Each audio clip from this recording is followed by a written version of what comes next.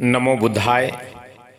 ज्यांचा उपदेश धम्मदेशना जळातील थळातील आणि गगनातील सर्व दृश्य अदृश्य प्राणी श्रवण करण्यास तत्पर असतात, ज्यांच्या ज्ञानगर्जनेने विश्वातील प्राणी हिंसेला आळा बसला, ज्यांच्या प्रेरणेला आणि धम्मदेशनेला उपदेशाला विश्वातील सर्व ज्ञानियांनी स्वीकार करून त्यांच्या उपदेशाचे अनुसरण केले, असे जगतश्रेष्ठ जगद्गुरु महाकारुणिक जगत कल्याण मित्र तथागत भगवान बुद्ध यांच्या प्रज्ञा शील करुणा या तत्वाला अनुसरण करून त्रिवार वंदन करतो.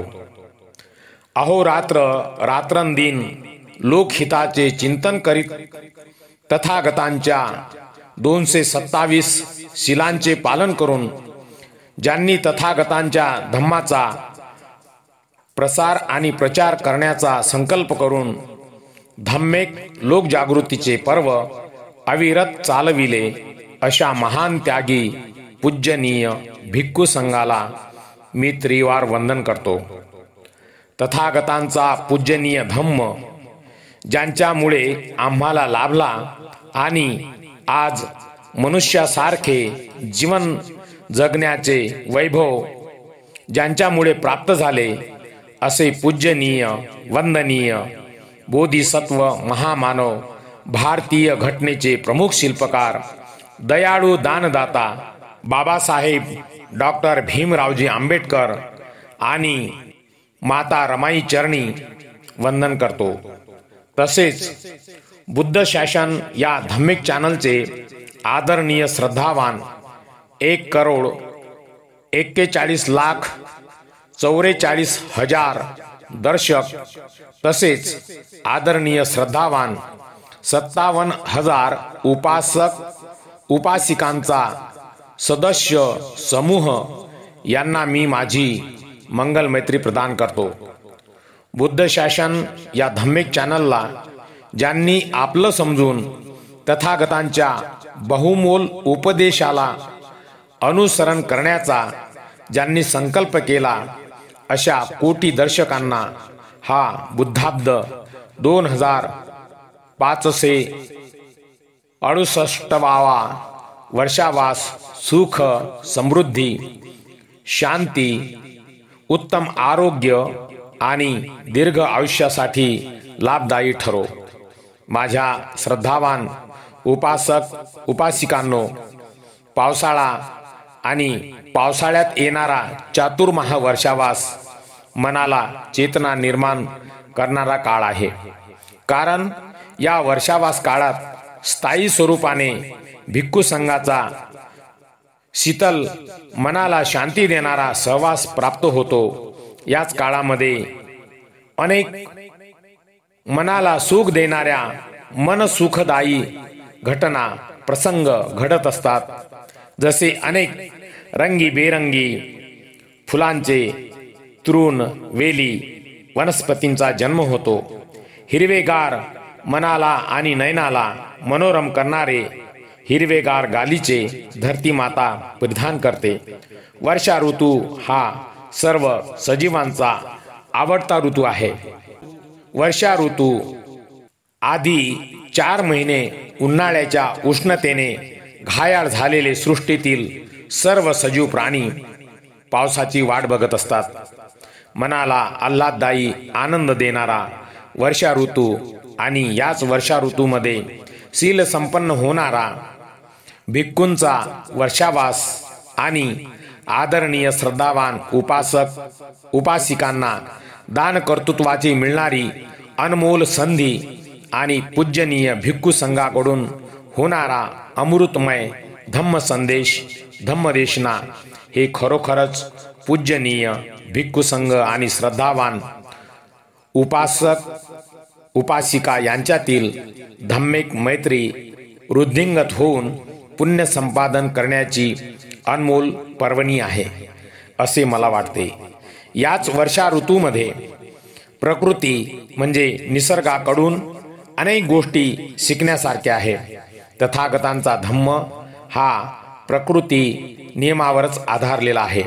तथागतांचा खरा धम्म हा निसर्गाशी सुसंगत आहे.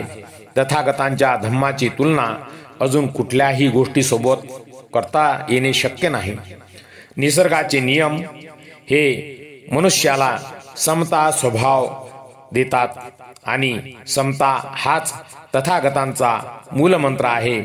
तथागतांच्या आचरणावरून लक्षात येईल की तथागतांनी उपासक आणि उपासिका यांच्यातील विषमता नष्ट करून त्यांना समता या तत्वात विलीन केले. स्त्रिया आणि पुरुष हा भेदभाव तथागतांजवळ नव्हता. निसर्गात समता तत्व हे आजही निदर्शनात येते. उदाहरणार्थ जल, जलाशय, नदी किनारी जाऊन पाणी पिणारा वाघ, हत्ती, कोल्हा, कुत्रा, मांजर, गाय, अनेक प्रकारचे हिंस्र आणि दयाळू प्राणी, मानव, पक्षी कोणीही जल पिण्यासाठी गेले तर पाणी, जलाशय, नदी कुठलाही भेदभाव करीत नाही. तसेच निसर्गातील वनस्पती, झाडे, वृक्ष, वेली सुद्धा कुणाचा भेदभाव करीत नाही. वृक्षाच्या शीतल छायेमध्ये कोणीही बसू शकतो, कोणीही फळ खाऊ शकतो. पशु, पक्षी, प्राणी, मनुष्य हा भेदभाव नाही. निसर्गातील अगदी महत्वाचा घटक सूर्य, अनंत कोटी मिलियन बिलियन उष्णता देणारा सूर्य सर्व सजीव सृष्टीतील जीवांना समतेच्या भावनेने ऊब उष्णता प्रदान करतो, दान करतो. तसेच चंद्रही सर्व सजीवांना आपला शीतल प्रकाश प्रदान करतो. सर्व श्रेष्ठ अशी भूमाता भूमी, आपल्यावरील उगम पावलेल्या अनंत वृक्ष, वनस्पती, वाहणारे जल, नदी, नाले, जल आणि सजीवांसाठी उदरनिर्वाहासाठी लागणारे अन्न सर्व सजीवांना प्रदान करते. निसर्गातील अजून खूप महत्वाचा घटक ज्यामुळे मनुष्यास आणि सजीवास जीवन जगण्यास आवश्यक असणारा ऑक्सिजन म्हणजे हवा ही सर्वांना मुबलक प्रमाणात प्रदान होते. केवढे मोठे सृष्टीचे हे सजीवांसाठी निसर्गाचे हे अनमोल दान आहे. माझ्या मते तर निसर्गापेक्षा मोठा दानी कुणी असू शकणार नाही.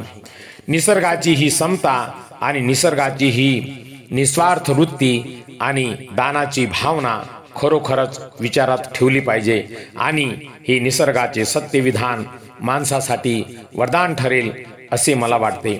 आम्हा मानवामध्ये असणारा भेदभाव नष्ट झाला पाहिजे. समतामूलक बहुजन हिताय बहुजन सुखाय समाजाची निर्मिती होणे गरजेचे आहे.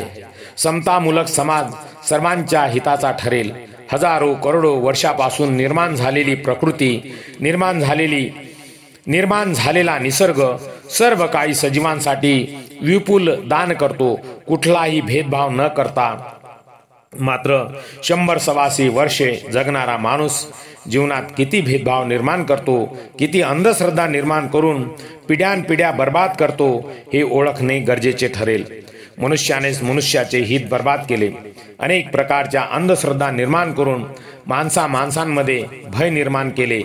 कोटी गिनतीमध्ये देवी देवतांची, दानवांची खोटी नाटी पोथी पुराणे निर्माण करून दगडधोंड्यांचे देव बनवून अनेको मंदिरे बनवून सज्जन लोकांना भयभीत करून देवळासमोर आस्तिकतेने लोकांच्या रांगा लावून माणसाच्या पिढ्यानपिढ्या बर्बाद केल्या.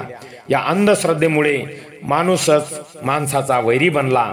अनेक प्रकारच्या अंधश्रद्धेच्या जाळ्यातून अजूनही माणूस मोकळा झालेला नाही. तथागत भगवान बुद्धांनी जीवनाच्या 80 वर्षापर्यंत मजल दर मजल आपला भिक्खू संघ साथीला घेऊन नगर खेडेगाव अनेक ग्रामी अनवाणी पायी चालत जाऊन लोकांना जागृत केले. सर्व प्राण्यांना अभय प्राप्त व्हावे आणि हिंसा होऊ नये म्हणून अहिंसेचा प्रसार केला. सर्व सजीव समान हक्काचे भागीदार आहेत हा अनमोल मंत्र दिला. समाज जागृत करत असताना अंधश्रद्धेतून मानवास मुक्त करण्यासाठी तथागत भगवान बुद्धांनी देशना दिली की कुठलेही होम हवन, पूजापाठ, व्रत, उपवास करून निसर्गाचा नियम कोणीही बदलू शकत नाही. तथागतांनी अंधश्रद्धेचा खूप मोठा विरोध केला. जनजागृतीचे अखंड कार्य उपदेश धम्मदेशना देत असताना ब्राह्मणवादी व्यवस्थेचा खूप विरोध केला. प्राणी हिंसेला त्या काळात आजच्या पेक्षाही ऊत आलेला होता. तथागत भगवान बुद्धांनी जनकल्याणार्थ सर्व सजीवांच्या एक दुसऱ्याचे ज्यामध्ये परमहित आहे असे पंचशील मानवाला दिले. हे परम सत्य आहे की तथागत भगवान बुद्धांचे पंचशीलच मानवाला तारू शकते. पंचशीलाचे पालन नेहमी करावे. जीवनात पंचशीलाचे आचरण सर्वश्रेष्ठ आहे. पंचशीलाचे पालन निसर्ग नियमाला अनुसरून आहे. जे लोक तथागतांच्या पंचशीलाचे पालन करतात ते लोक पुण्यलाभी होतात. या जन्मात पुण्यलाभी होणे कठीण आहे. कुशल कर्मांचा संचय पंचशीलाच्या आचरणाशिवाय सफल होऊ शकणार नाही. मी आग्रहाने आदरपूर्वक माझ्या बुद्ध शासन या धम्मिक चॅनलवर असणाऱ्या करोडो दर्शकांना आणि 57,000 आदरणीय श्रद्धावान उपासकांना निवेदन करतो की आपण जर खरेच बुद्धाचे शासन या भूतलावर निर्माण व्हावे असे आपणास वाटत असेल तर पंचशीलाचे पालन नेहमी करा आणि सर्वांना पंचशीलाचे पालन करण्यास प्रवृत्त करा. तथागतांच्या विश्वव्यापी धम्माने जी जागतिक सत्य, अहिंसा, करुणा, दया, प्रज्ञेची मानवात क्रांती घडवून आणली ही तथागत भगवान बुद्धांची देण आहे.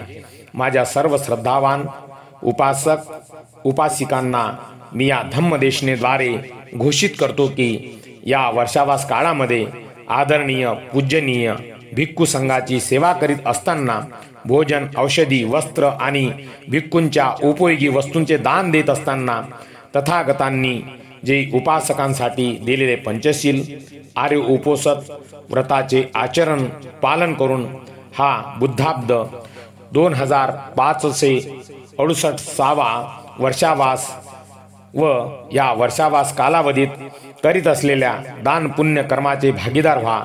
निश्चितपणे आपणास सुख, शांती, उत्तम आरोग्य आणि दीर्घ आयुष्य प्राप्त होईल आणि परिवारातील ज्या काही कठीण समस्या असतील त्यापासून आपण मुक्त व्हाल आणि सुख समृद्धीचे धनी व्हाल.